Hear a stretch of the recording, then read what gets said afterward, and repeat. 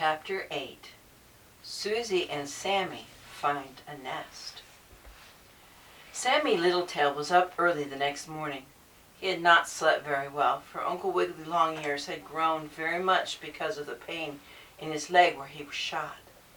Sammie thought if he got up early and went for some nice, fresh carrots for his uncle, it would make the old rabbit feel better. While Sammie was digging up some carrots in a field not far from the burrow where he lived, he saw the same gray squirrel that had warned him about not going into the deer park. "What are you doing now?" asked the squirrel. "It seems to me you are always doing something." "I am digging carrots for Uncle Wiggily Longears that was shot," said Sammie. "That is a very nice thing to do," the gray squirrel said.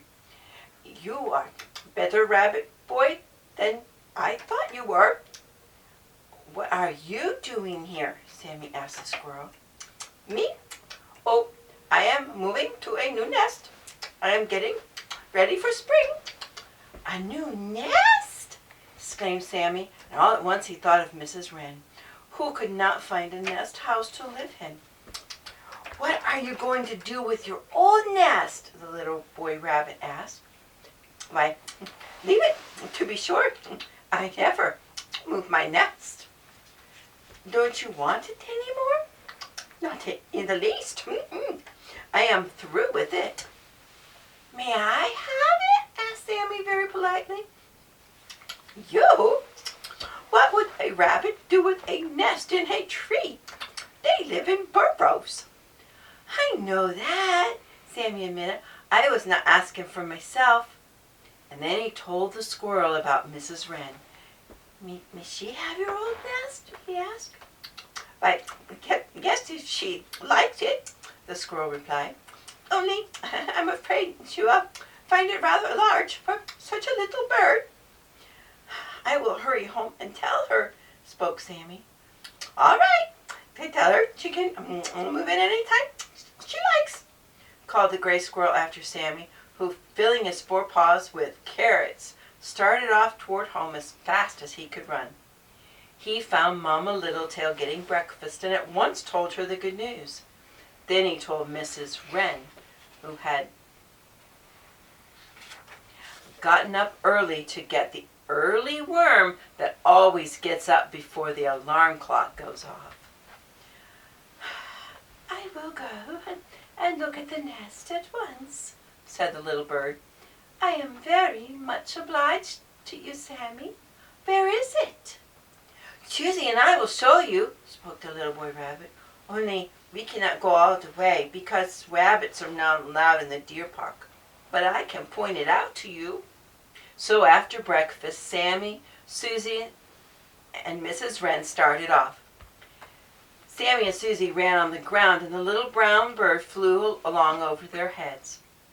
She went so much faster than they did that she had to stop every once in a while and wait for them. But at last they got to the place where they could see the deserted squirrel nest. "There it is," said Sammie, pointing to it. "So I observe," said the bird. "I will fly up and look at it," which she did. She was gone some time, and when she flew back to the ground where Sammie and Susie were waiting for her, the children asked, "Did you like it?" "I think it will do very well," replied Mrs. Wren. "It is a little larger than I need, and there are not the improvements I am used to. There is no hot and cold water and no bathroom, but then I suppose I can bathe in the brook, so that is no objection. There is no roof to it, though." "No roof?" repeated Sammie. "No, you see, squirrels never have one, such as I am used to.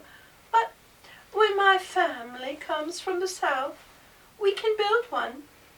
I will take the nest, and I hope you bunnies will come to see me sometimes when I am settled and have the carpets down."